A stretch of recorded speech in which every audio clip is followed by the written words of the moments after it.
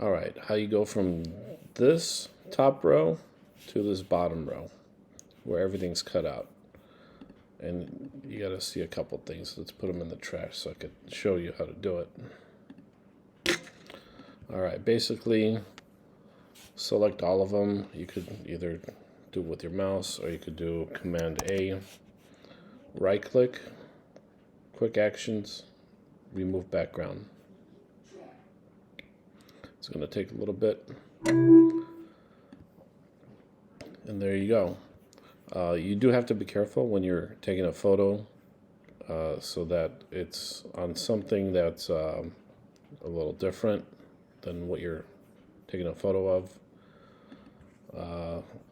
Like these came out perfect. You just have to rotate them. But like you see this one over here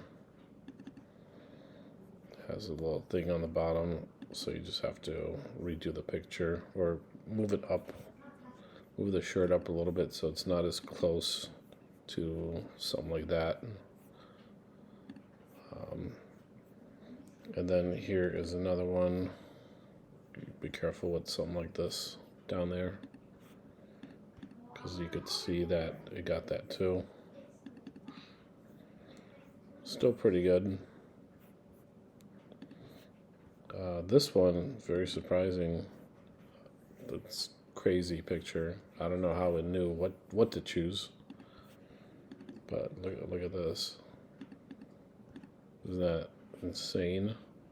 Insanely good. So these are ready for your website. They save as PNGs, so they have a clear back. So whenever you put it in your website, it should have a whatever color your website is.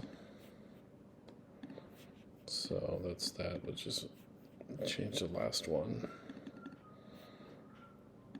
But that's about it. Like and subscribe for more of these videos.